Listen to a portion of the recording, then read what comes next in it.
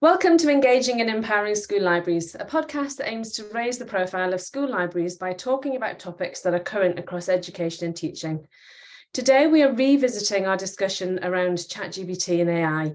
As this new technology unfolds, it's important to continue talking about our new learning and the impact these tools will have on education, but especially on school libraries.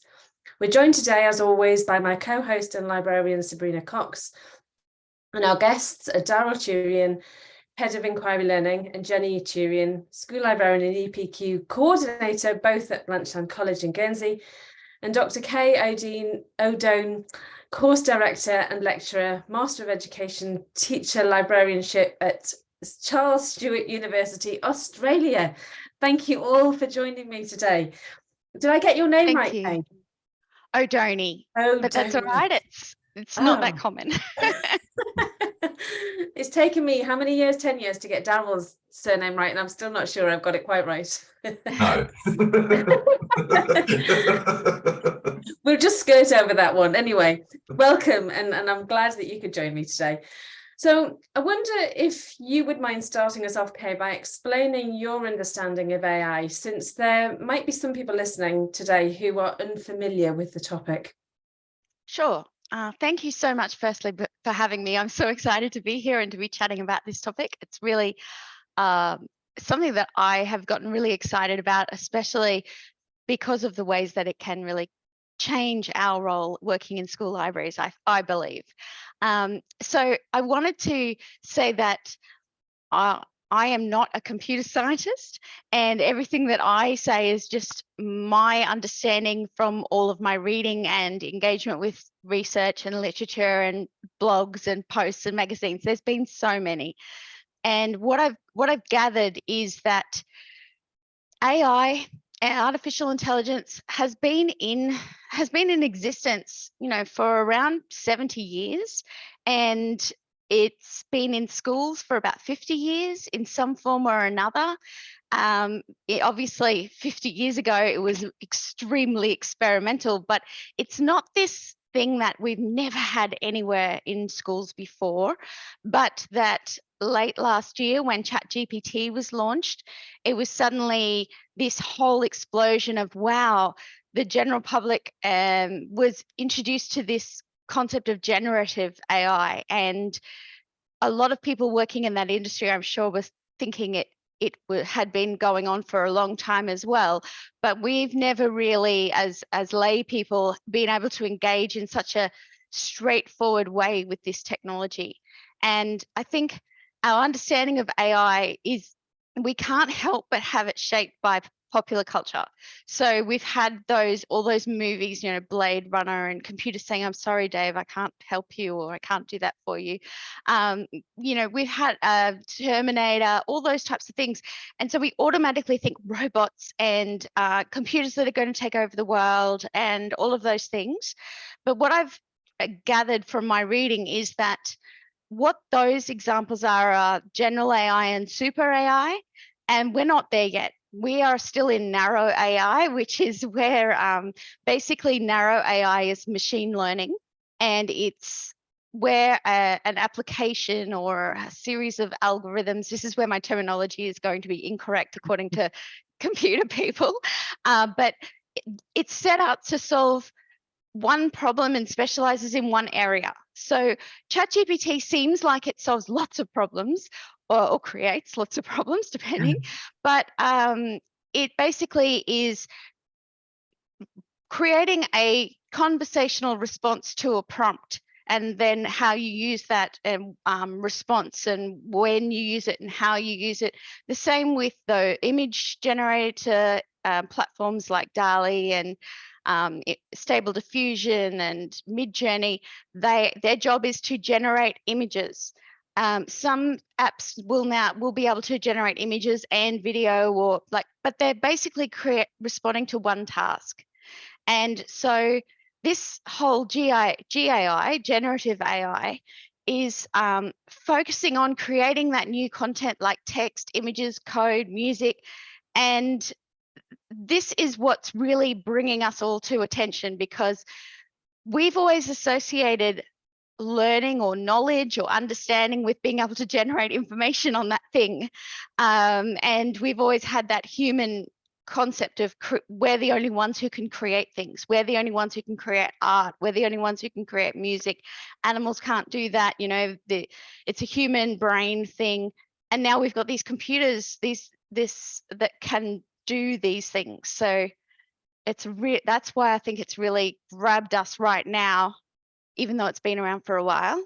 And that's my understanding of what it is. It's still just a tool, a technology that does a particular task in response to our requests. That's really clever, actually, Kay, because I would have said that, and you're right, I think the narrowness of it hadn't really hit me until you just said what you've said. Because I think of narrow being those chatbots that you come across on your banking app, because they can't tell you what the weather is like. They can only tell you banking questions. But actually, I hadn't really thought of something like ChatGPT as narrow. But you're right, it can't produce photographs. It can't create music. Well, it's got one task. It can't think across a number of different solve problems and apply things across. It can't say, it's a sunny day today and I'm feeling warm, therefore I'm going to make a salad for lunch rather than a soup. What will I need for the salad? It can't make those connections across that we can do, which is more general AI. That's what general AI can do. It's a computer that's as smart as a human across the board. And then the super AI is an intellect that's much smarter and even has things like emotions and consciousness, and that's like in Blade Runner. So that's what they're worried about, but it's not what we have at the moment. We're not if you think about it technically. Thankfully. Thankfully. So can I bring Darryl in? You know, how do we think that AI, like there's a lot of talk in education, isn't there? This fear factor of students going to plagiarize and, you know, use ChatGPT to write their essays for them. That aside, how do you think AI is going to fit into education going forward? Like, and I know we're needing a crystal ball here, but do we think that the things that schools are currently worrying about are the things that they should be focusing on? Yeah, so I think picking up on what Kay said, the difficulty in answering that question is that from my perspective, at the moment and for the foreseeable future, because of both limitations in the technology, but also I think some pretty profound philosophical, ethical and legal problems that certainly at the moment seem insurmountable unless you just ignore them. On a practical level, I can't see in the foreseeable future how this kind of AI makes much, if any, practical difference to my work with high school students, secondary school students. And the reason for that is that I think, so the two main problems are, firstly, it's unreliability. So the way that technology is most likely to be used by students is as an advanced search engine. So the problems that we had before of students typing a question into Google leading them to Wikipedia, regardless of how accurate Wikipedia is or isn't, copying the thing that looks like it answers the question, and giving it back to the teacher. That seems to me, and the thing that people seem to be most frightened about, is how that technology is going to be used. So in that sense, I think AI at the moment, and for some time into the future, I think is a distraction, because it's going to pull us away from the more fundamental and more difficult task, really, of helping our students to learn how to think for themselves using a range of tools, of which generative AI at the moment is one flawed tool. Yeah. You mentioned legal and ethical. What do you mean by that? What are the things that we need to be thinking about? So there seem to me to be large and largely unanswered questions about where these programs, where and how these programs have gathered their information. So in the sense that Kay was talking about earlier, they create things by recombining existing things. Now, those existing things belong to people, and some of that is freely available and some of it isn't. So I think the companies, so that's where I think the legal and the ethical merge, because the companies that have created these tools and allowed these tools to train on data that is available, they're very secretive about where they've got that information from and what happens behind the scenes with that information. So I think there are a number of legal... Are we saying then, so I was just thinking about my content that's up on the internet. Am I understanding it right that in this scrape of information that it's taken from the internet, that all of my content is probably somewhere sat in ChatGPT because it's just freely available?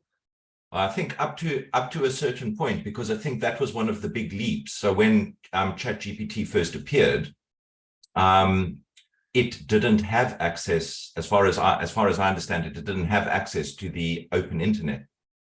But at a certain point, it was kind of let loose on the open internet, and what it has scraped up and what it's done with it is quite difficult to determine.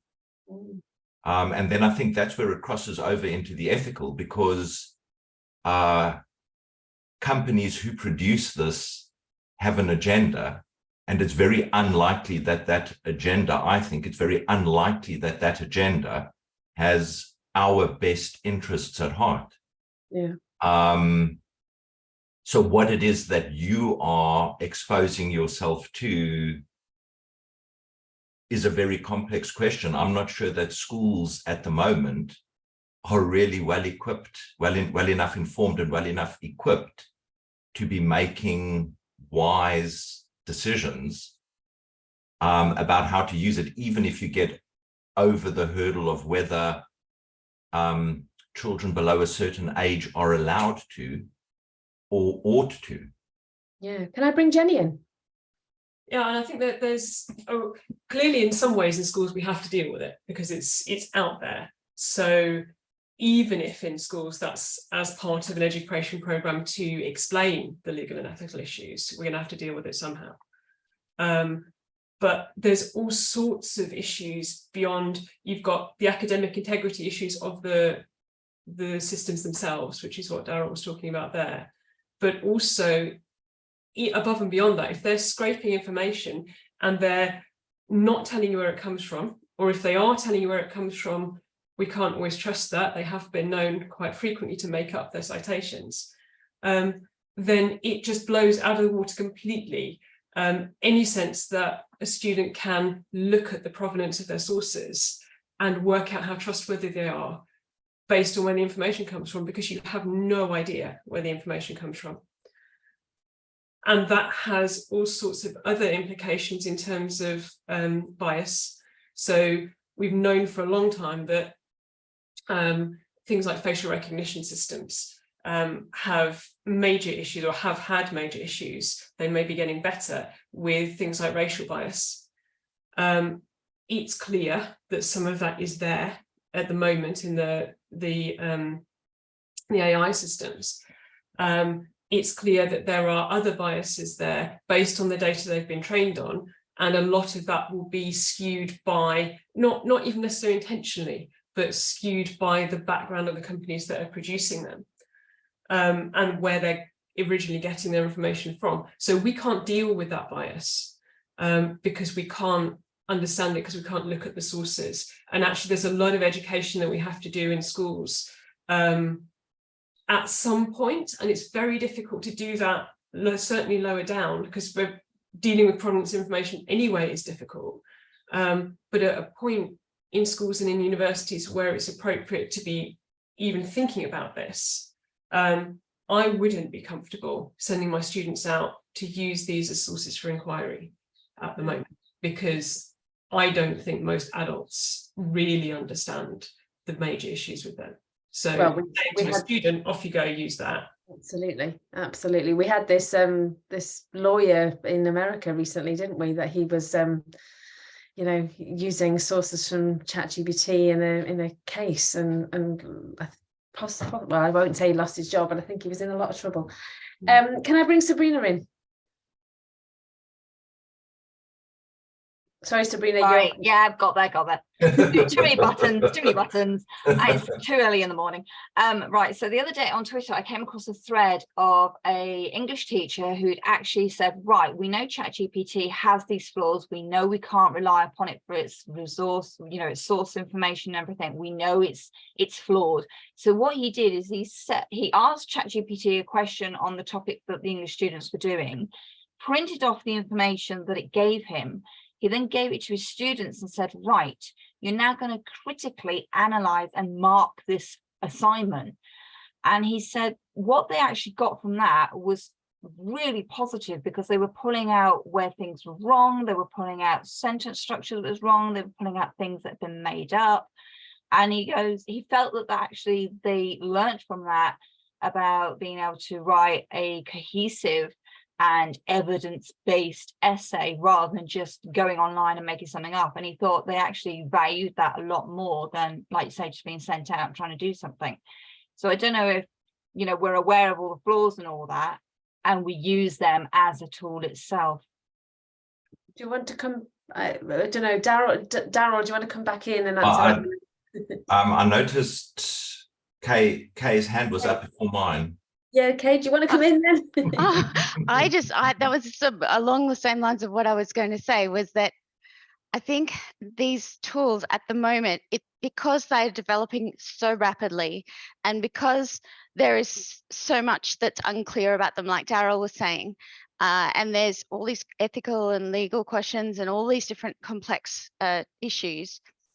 What I think is dangerous is that people get bogged down in coming up with exciting new activities to try and incorporate these generative AI tools, thinking they're doing the right thing by embracing and not blocking, and but spending too much time on using the tool as it is right now, and when really, if we just use ChatGPT as an example, the free one is just a little sandpit that OpenAI has thrown out there for us to basically play with as part of their experiment, to see what it can learn from what we're putting in. And that's why it says, you know, don't put in personal information, don't put in, you know, because it's made it they're very open. They're not, at this point, they don't appear to be as evil as some other tech companies. They're trying, it appears, to be very open. It's all still testing grounds, and it's going to be like that for, I think, a long time. It's in beta basically, and ChatGPT 4, which you have to pay for, and I don't have because you have to pay for it, and unis don't pay for that sort of thing, is sort of steps ahead, but it's and that's sort of giving us an idea of where it's all going to go. But to bog down now in that, I think that what's better is to be looking at working with students to build their knowledge and discuss the ethics, discuss the legalities, and to use the output that it's creating now as part of your lesson to build that analysis and critical analysis of information. You can't use the crap test with ChatGPT information, because currency, well, it was just generated seconds ago, you know, and accuracy, questionable, authority of the author, who knows, you know, it just doesn't apply. Its spelling is always perfect, grammar is always perfect. All those things that we've had on those checklists before just don't work. But lateral reading is one way that we can show students this is one source of information, read a couple of other sources from different, and let's see if we can identify if there is bias. Let's see if we cannot identify whether or not this information is accurate. You know, all of those types of things by comparing across and using it as a tool to build the skills that students are going to need and do need already, but because it's like Jenny said, it's not going away, and it's going to be embedded more and more in Microsoft, in all different tools, underpinning all different tools. So we need to be looking at, okay, what's the knowledge and skills that students are going to need to deal with this stuff, rather than get students skilled up in how to use ChatGPT 3.5, because ChatGPT 3.5 is like a 1 second thing that's going to be over and gone. It's already over and gone. We've got 4, you know, let's not put our energy in the wrong places and lead our students that way also, is my personal opinion.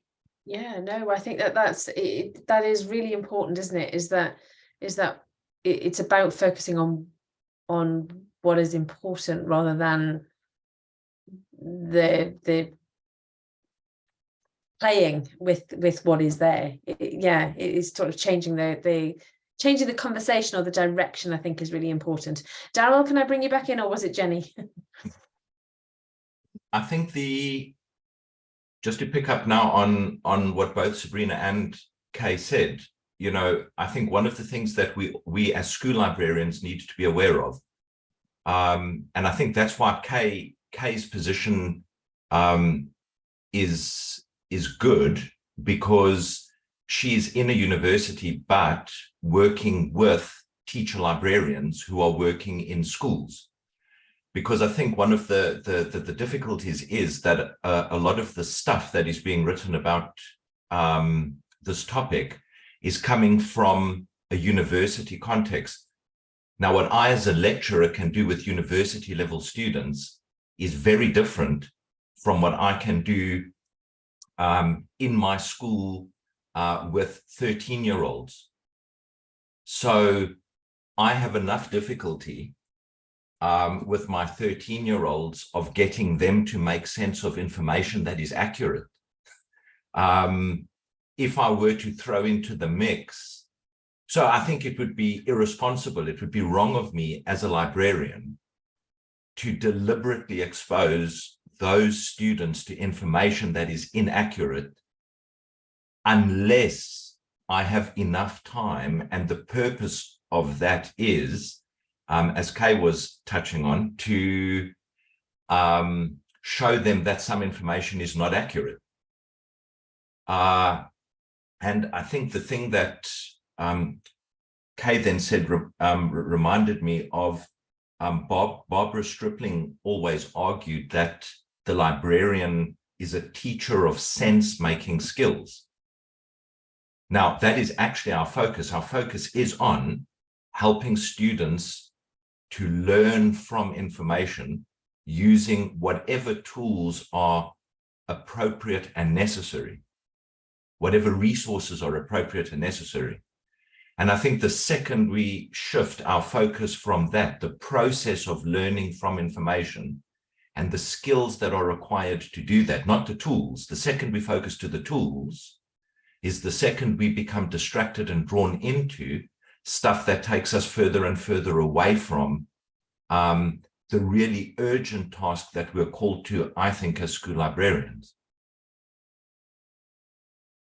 So I think that's go on then. Can I bring Jenny in? I think we also have to understand that we're not just working with students. So some of the very keen early adopters of ChatGPT and all the other AI systems are staff, teaching staff. And as librarians, we have a role to help teaching staff and school leaders to understand the dangers and pitfalls and the good ways of using these things and the ways that are really tempting and really exciting, but possibly not so great. And certainly something I've heard around quite a bit is this sense of, this is so wonderful, these things do your thinking for you. And like, actually they can't think. One of the things AI doesn't do is think. And there's a lady, Emily M. Bender, who's a professor of computational linguistics at University of Washington, and she wrote a paper about AI, she called them stochastic parrots. So this idea of random processes evolving over time and speaking it back, they are scraping huge bundles of information and pulling little bits that kind of make sense and putting them together and making it sound like they're thinking, and they're not. So I think one of the kind of nightmare scenarios for education is excited teaching staff adopting these things to do their thinking for them to set the assignments, and excited students adopting these things to do their thinking for them to do the assignments, and then you get the computers talking to each other and nobody's learning anything. Yeah, and that's the new tool. Brought up a really interesting point, is the fact that it isn't human, is it? And the way, the terminology we use to describe what it does makes it feel human. So it thinks, it replies, it talks, it has a conversation. All of these are human-like activities, but actually it's not doing that. It's putting the next word in the sentence that actually it's been taught to do. Hey, you brought up an interesting one about lateral. Actually, before I move on, does Darryl or Jenny want to say something more about that? Yeah, I just wanted, in terms of the terminology, because one of the things that I put into the Fossil Group Forum post topic on this was Douglas Engelbart's idea of augmented intelligence. And I think that gets it right. So he was saying that we live in a world where the problems are so complex and so existentially threatening that we absolutely desperately need some way to augment human intelligence in order to help us to solve these problems.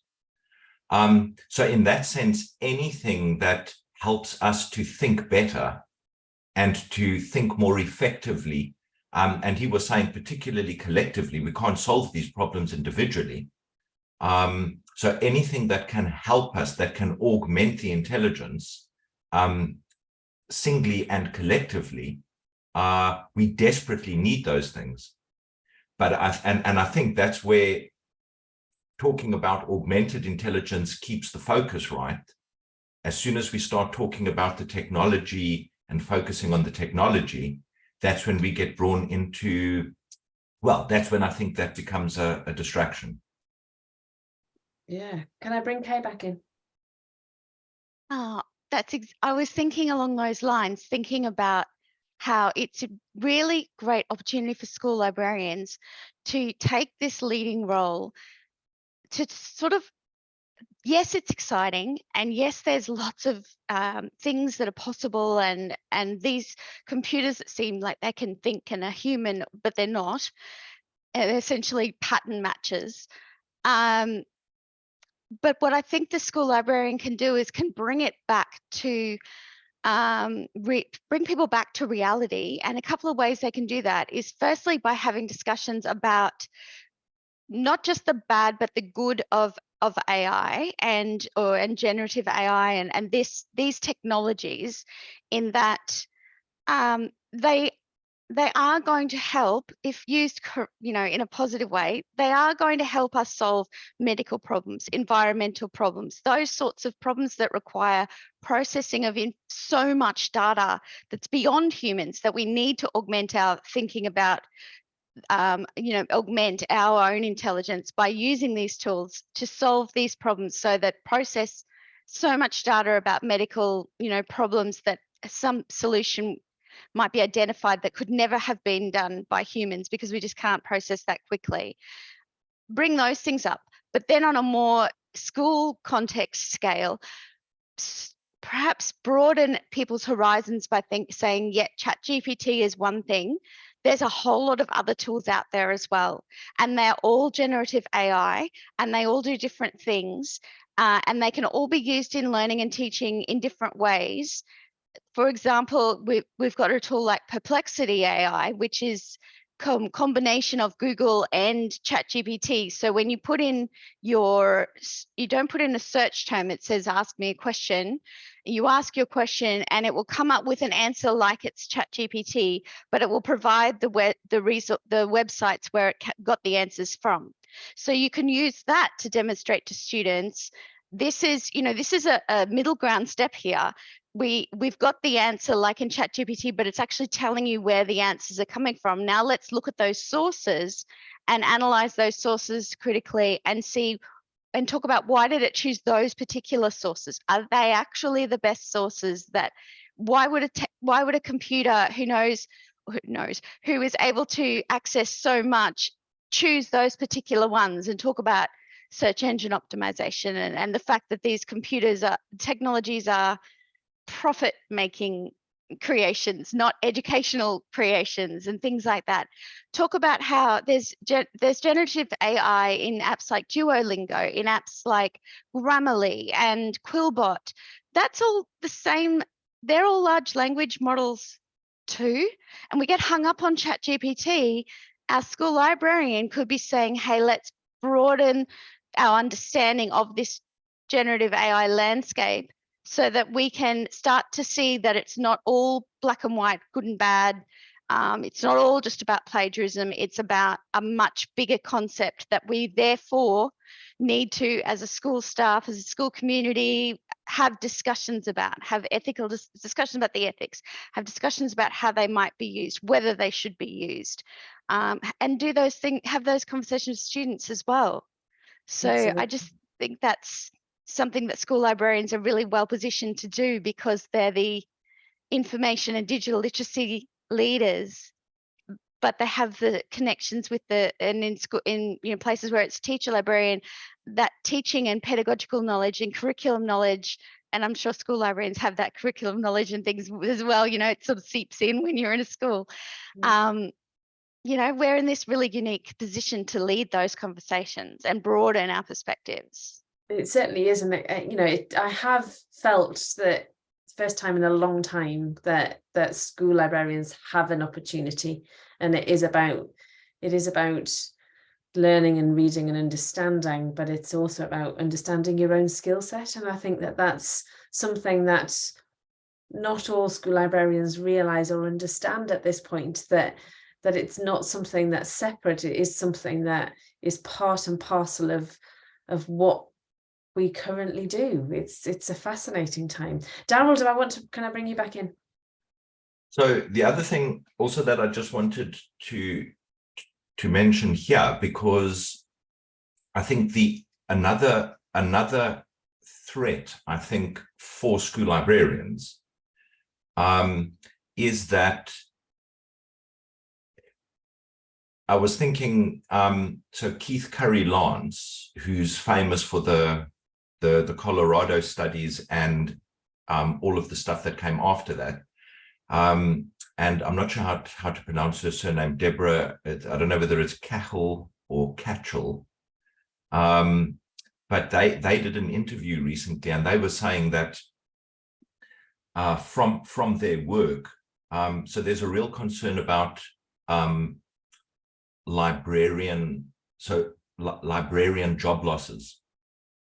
And they were saying that that is often motivated by budget cuts. But they were saying that their growing concern is that the real reason for those job losses is a disconnect between school librarianship and education more broadly. So that over time, librarians have allowed themselves to become disconnected from educational concerns. So, for example, an overemphasis on reading for pleasure and becoming highly expert and specialized in that at the expense of other concerns. And I think we've seen this with information literacy, digital literacy, media literacy, AI literacy, that that becomes the thing that school librarians can specialize in, and somehow that is going to make us indispensable to the school. When actually the school is concerned with children learning important content in subject disciplines. And that actually what our concern is with how we enable that learning. So our concern is with students learning in their subjects, and collaborating with teachers on approaching that learning in a different way. So say, for example, through an inquiry process, learning about the world and finding out about the world through an inquiry process in a subject. And in that sense, information literacy is part of that process. Digital literacy is part of that process. AI literacy is part of that process. So our concern has to be with how children learn and how teachers teach, and working with them on that using a range of tools. Now, that's where I think, again, that the AI is a potential distraction, because we invest time and energy learning how the tool works and the vocabulary and the technical terms that are related to the tool, and not educational philosophy, pedagogy, the practical difficulties that teachers are facing in the classroom, and how we can add value to that and make ourselves indispensable in that learning process, regardless of which tools. Do you not think, though, that we are in a position where many school librarians are have arrived in a school without a qualification, without understanding what the role of the school librarian is, and quite rightly have hooked onto the reading for pleasure in order to be able to make themselves useful based on what schools' expectations of school librarians currently is? So they're fulfilling the role that schools currently understand, or think they understand the school librarian does. Is something like AI an opportunity for those school librarians to find the hook, I suppose is the right word, to bring themselves back into that conversation, showing that they are, because it's such a new tool, such new technology that, or in its current form, new technology, that they have a reason to be part of the conversation. Kay, can I bring you in? Yeah, I was just thinking about, I really agree with what Darryl said about how it's really important that school library staff, whether they're school librarians, teacher librarians, unqualified in librarianship in any way, if they're working in school libraries, it's really important that they are able to make that connection and contribute and demonstrate their value for teaching and learning, because that's the business of schools. Absolutely. And that's what school leadership who are making budget decisions are looking for, is how are the students progressing, because it's like a business selling something. Unfortunately, the student progress is the output, and that's what they're making decisions on. School librarians, though, are in a really great position because, and I just want to say there that I personally think that schools are a lot more than just creating outcomes for learning, and that it's a lot about well-being and shaping people and children for the future and things like that. I was just trying to make a point. Absolutely. But I think that we're in a really fortunate position because teachers are pedagogy experts and curriculum experts in their area, in their subject area, or in their year level area, and teacher librarians are also curriculum and pedagogy experts because they're qualified teachers, but they have got this synergy that comes through the connection of that teaching the curriculum, and even if you're not a teacher librarian, the inquiry approach, and which is a pedagogical approach, and all of those things through an information lens. And so there is the whole building of skills for students to learn, which for me is the whole umbrella. It's the reading for pleasure, because the more you read for pleasure, the better your literacy skills, which feeds into your capacity to respond to tasks and comprehend and just engage with schooling. So reading for pleasure is great for well-being and for personal enjoyment, as well as having flow-on effects for achievement. Information literacy, digital literacies, all of those things are also having flow-on effects for students when they build those skills and capabilities in those areas. All of these things are what we can use to bring together and create resources and locate resources and teach collaboratively and plan collaboratively with teachers, bringing this different sort of combination of skill sets.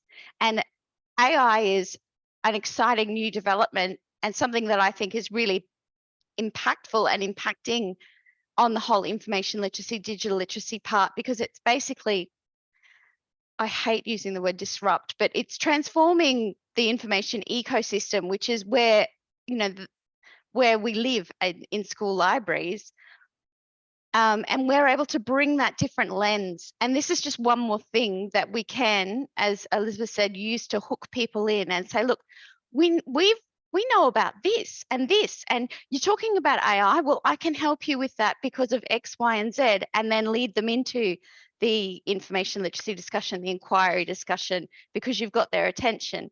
I think it's almost part of our responsibility to be not experts in generative AI or AI, but to be across it and be able to talk about it, and to be able and to know some of the implications. So listening to things like this conversation and just engaging in things like that, because this at the moment is the topical issue that schools are grappling with. And then, this will peter out a little bit, and we'll just bring this in, as one of our many arrows in our quiver, strings in our bow. I mean, it will just be another part of what we do. And at the moment, while it's hot, we might as well grab it as another hook, like you said, Elizabeth, but it's not the be all and end all. It's not the holus bolus of school libraries or teacher librarians. It's just one more thing that we can bring to help students learn and to help teachers teach. Absolutely. It's something, it's always been part of school libraries, hasn't it? To remain on top of the newest, latest technology in order to support the teaching and learning. To, lots of teachers, we talk as if every teacher is currently using ChatGPT. We know that that's not true, because most of them haven't got time to mark their books, never mind, spend hours and hours on ChatGPT. So even though we're sort of halfway through this year almost, it only came out last November. So, by having these current conversations, we are still at the beginning of this journey. And actually, anybody listening, you are not too late, I suppose, is the message, because being part of the conversation is part of the learning journey. Darryl, you've got your hand up.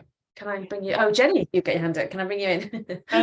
I think just as a secondary point, the thought of lots of teachers are not into ChatGPT and using it in their lessons and whatever. We have to remember that ChatGPT isn't the only thing. Absolutely. There are all sorts of AI tools out there for teachers.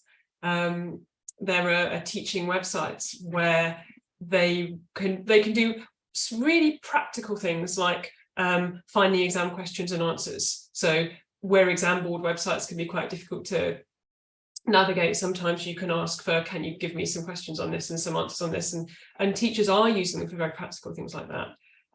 There are also slightly more insidious ones where the websites can help you to write reports or help you to write school policy and all sorts of interesting things like that I think are conversations we need to be having with teaching staff, because some of that is helpful and useful, some of that is concerning, and any of those tools you can use, but the way you use them is important. But in terms of what Kay was saying, I think what we're really talking about is this expertise in AI as a part of our toolbox, because we have a big inquiry toolbox and we will choose different tools for different occasions. So I'm not, you can probably tell, I'm not big on AI in schools at the moment, but it has its place.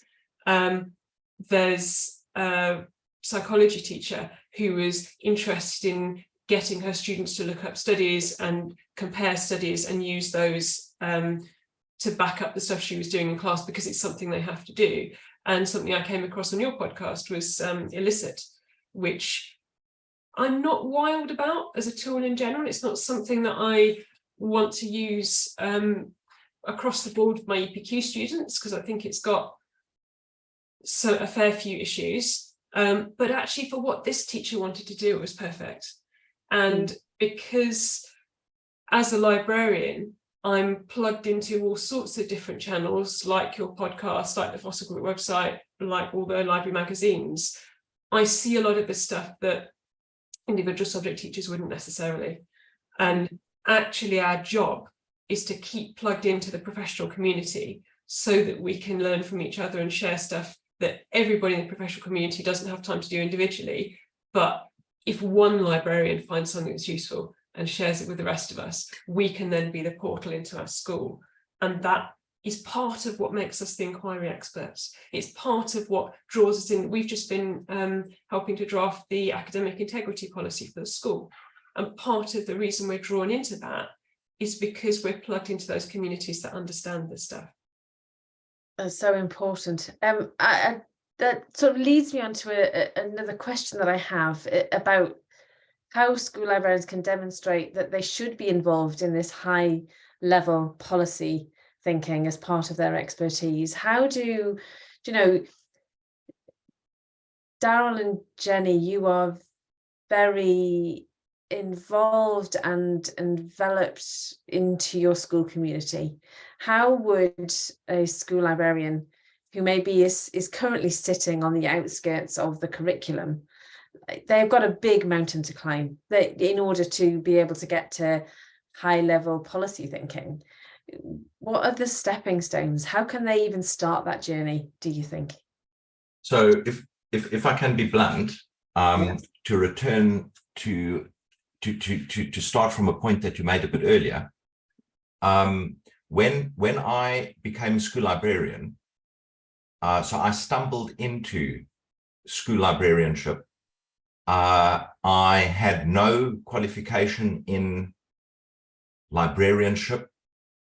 I had no experience of working in a library, let alone a school library. So that was 2003. I've had to teach myself everything that I know about school librarianship. And I was lucky in that I stumbled across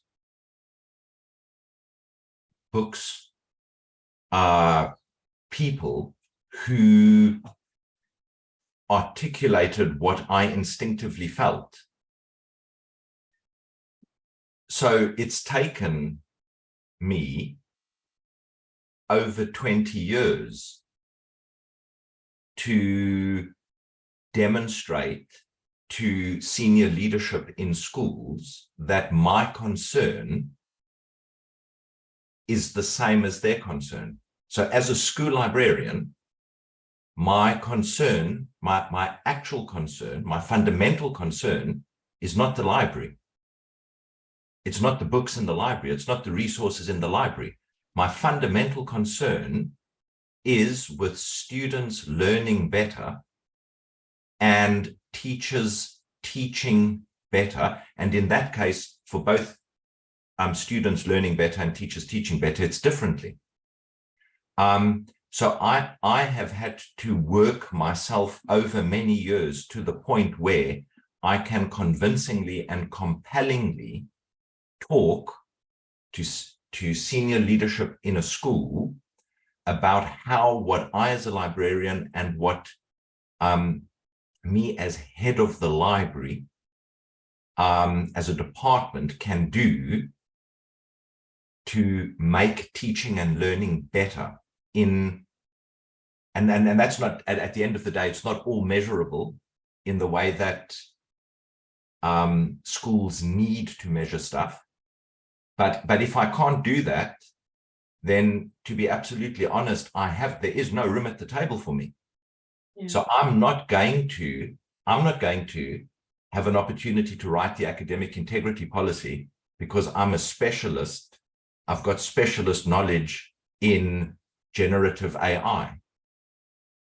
I'm got an opportunity to write the academic honesty policy because I understand the learning process, and I understand that learning depends on information, and that there are skills that are required. Those skills need to be developed systematically and progressively. I know what those skills are. I know where they fit into the process. I know what tools are helpful, what tools are potentially unhelpful and potentially dangerous. And I can connect that with what the school is doing and with what with colleagues outside of the library in classrooms are doing. Now that takes time and effort.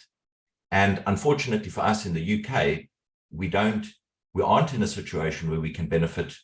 So I'm not 100% sure below master's level, but certainly, both Jenny and I were teachers. We became librarians. We did professional qualifications in librarianship and learned absolutely nothing about school libraries.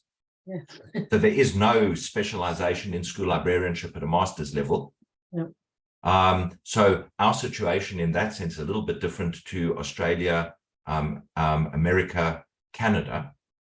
But I think unless librarians view themselves first and foremost as educators, as teachers who have very specific knowledge and skills that they can bring to the learning process, even if that means reframing the learning process, and are actually have invested in that, then I will be very surprised if all of a sudden someone's going to say, well, look, you know everything that there is to know about generative AI.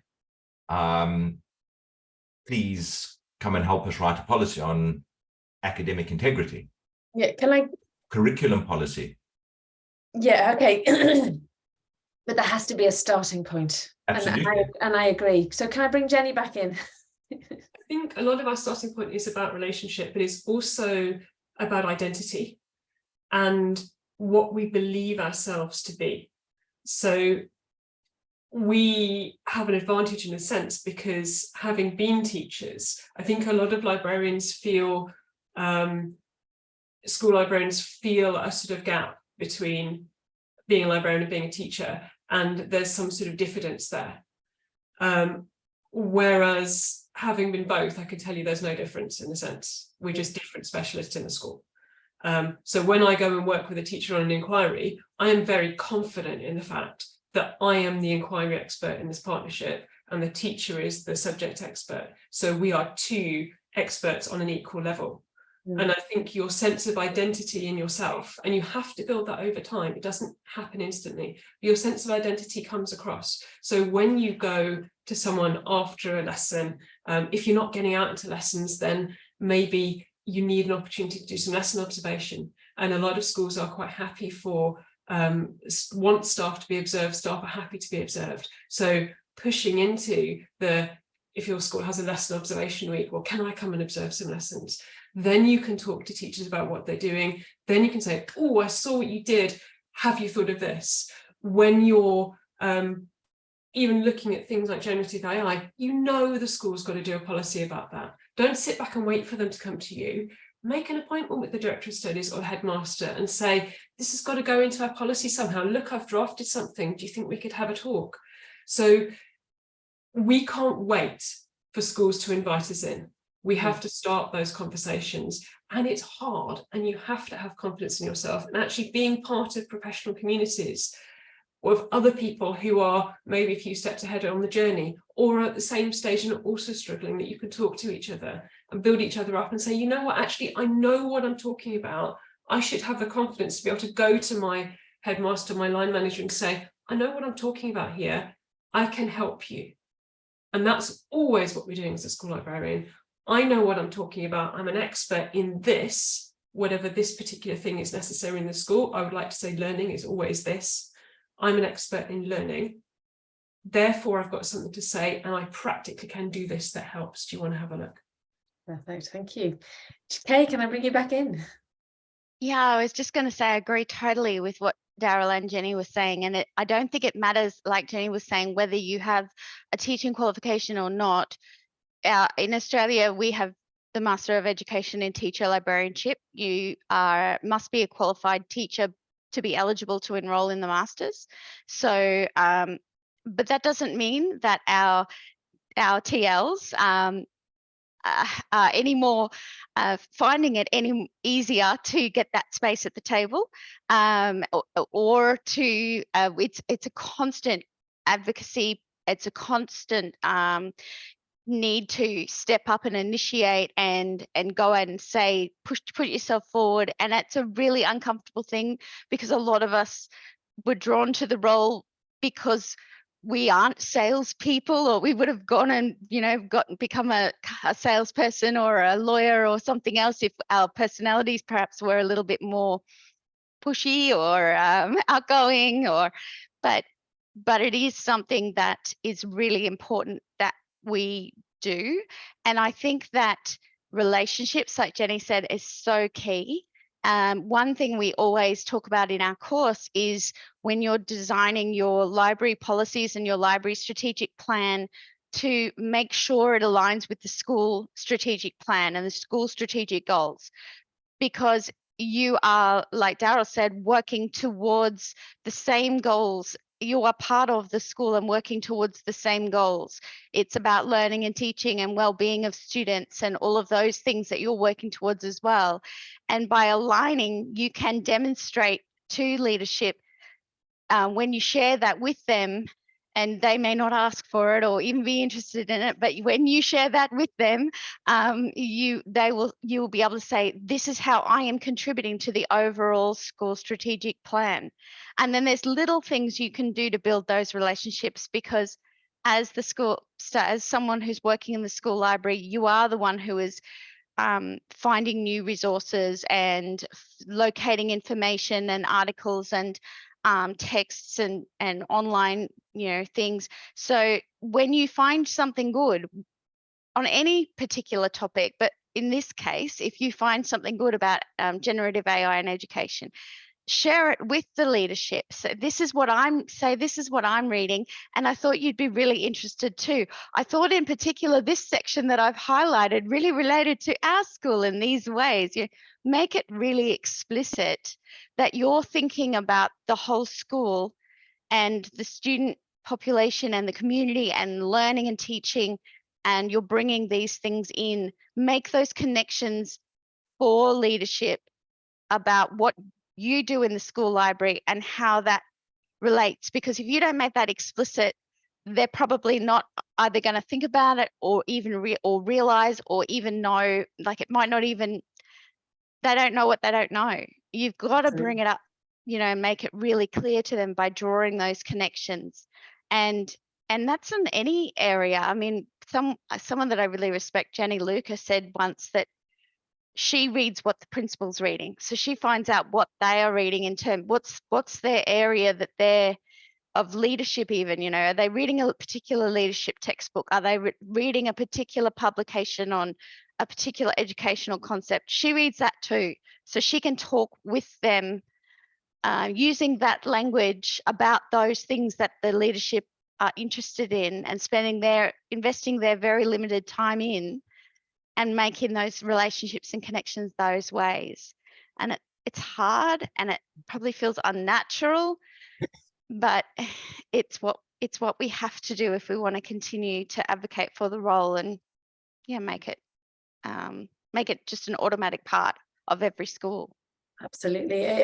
Funny enough, a few weeks ago, I did a podcast talking about the link with the strategic plan. A golden thread, I think it was called. Yes. So I'll put that in the show notes so that you can make that link. I'm just going to pause just a second to take the opportunity before I ask my final question to promote my membership to any schools looking for ways to support collaboration between the teacher and the librarian, primarily in helping to boost independent learning, literacy and well-being through your school library. If you're not sure how to make this happen, my membership program offers training and support for school librarians and teachers and creates opportunities to engage across the whole curriculum. You can find more information in the link in the show notes below. So let's go to our final question for this morning, because I can't believe that we've already been talking an hour and we could continue so much longer, I'm sure. So we've touched on it just a little bit about the fact that school librarians need to learn more, be part of schools. Where would you say that they're best placed to start in getting this kind of support, apart from my membership, of course? But let's go with Darryl first. Where is the support? I'm sure we're going to talk about the fossil group here. So yeah, I mean, I would say that is a second part of it, because I think what we've touched on about the librarians' identity and purpose. Identity and purpose are linked, and when I was being blunt before, I was trying to be encouraging, because I've said for as long as I can remember that an education that doesn't have the library at the center, so an education in which the library isn't integral, is an impoverished education. Yeah. So I've plugged away for 20 years because I believe so strongly in the importance and the value of what we potentially can bring if we and others recognize that.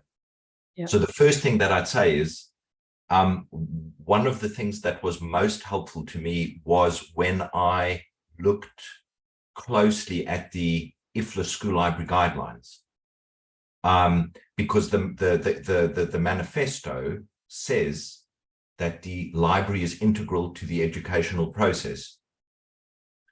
We can only be integral to the educational process if we understand what the educational process is and what it is on an instructional level that we bring to that process.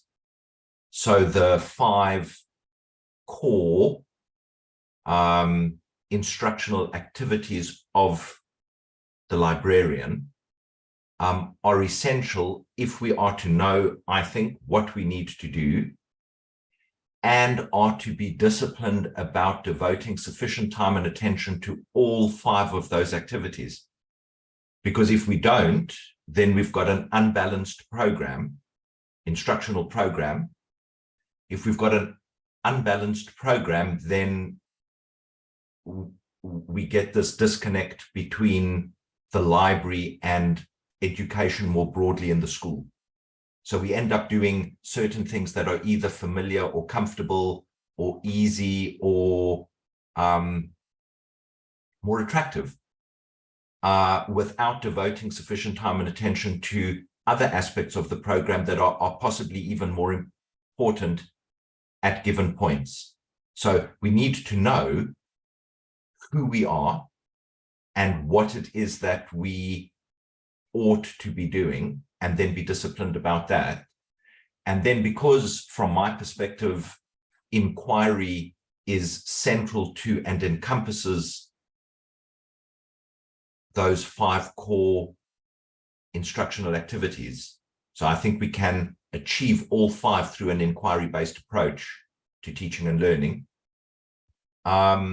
Being part of a community of inquiry. So we are trying to transform our schools into a community of inquiry, but we ourselves need to be inquirers and need to be in a community of inquiry, which is actually where the fossil group came from. and why we try to be as disciplined as possible about reflecting on what we're doing and learning in the fossil group forum and sharing resources that we've developed in the forum, because we grow in doing that. Hopefully other people grow from that, and we continue to grow from their feedback and input back into the community. Fantastic, thank you. What about you, Jenny? What would you say? I would definitely say you have to be part of a community, and sometimes that can be a local community if you have a really active schools library service or librarian community group. But sometimes within that community group, you don't have enough people in your situation or enough people who are trying to do what you need to do. And I would also say the fossil group for us is a real place to go. But what I would really encourage people is that it's not a passive thing. So while everything on there is free, you can access it without logging on, and everyone's welcome to do that. Actually, I learn the most by reflecting on what I'm doing and engaging in conversation with other people. So I would really encourage people to sign up for the forums, which is free, and think aloud, because we learn through conversations. We learn much more through conversations than just through reading other people's stuff. And it's a place where we can dump stuff together. So, and we have on the Nature of Inquiry and Information Literacy forum, we've got a topic on ChatGPT and other generative AI. And so many people have been putting in really interesting stuff that they've read elsewhere. So it collates it for you. And when I need to go and write a policy, or I need to run a lesson, I can go back into that forum and say, oh, somebody's put this, and I can pull it all together. And we learn so much more together than we do on our own. Perfect. Thank you, Jenny. Sabrina, do you want to have a final word? Not really. Everybody else is saying lovely stuff. You've been listening to it all. That's perfect. I don't want to leave you out this week. I'm very bad at that. No, I think everyone's right. It's community. It's talking to each other. It's bouncing off each other. Because as we keep saying, being a librarian can be incredibly lonely, and actually there's loads of us out there, and we just need to reach out and say hi. Perfect. Thank you so much. And Kay, final word from you? Yeah, PLN, Personal Learning Network. That's been a big part of my research previously, and my research has found that yes, you can learn a lot by being a part of developing a network and just lurking and reading, but you get so much more out of it when you contribute and interact and engage. As well as, read and take advantage of all of the things that are being shared. So most definitely your PLN. I also think that it's really important that if as part of your PLN you're in groups, like there's lots of Facebook groups now about teachers and AI, and that you read those with your school librarian hat on and your spidey senses really turned up, because there's a lot of people talking about it, and none of us really are experts, and some people are really good at sounding really confident and knowledgeable, and really some things are either incorrect that they're saying, or they're ill-informed, or they're very specific to their context. In Australia, we've got completely different copyright laws in terms of fair dealing, and whereas the US has got fair use. I'm not sure what the UK has, but conversations where there's stuff about copyright and ChatGPT, it's completely incorrect for Australians what some people are saying in US chats and things like that. So be really aware of the context and where people are coming from. And just because they sound convincing, it doesn't mean they know. They might know, but just double check everything. And also there's loads of online courses. I just noticed that Google's put one out. There's some really good ones for AI for teachers, but again, keep your critical hat on. Google's giving us a free AI course. Why?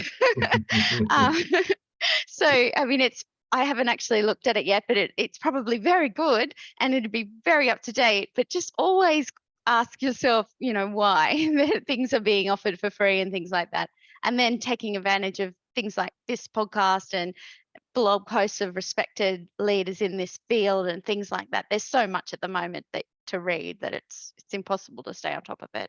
Absolutely. Well, this conversation could, like I said before, could go on forever. Thank you so much for giving me your time today, Kay, Jenny, Darryl, Sabrina. It's been really good to revisit this topic, and I hope that we've given our listeners some food for thought. I'm sure it won't be long before we are going to talk about it again. Any tools we talked about will be in the show notes below.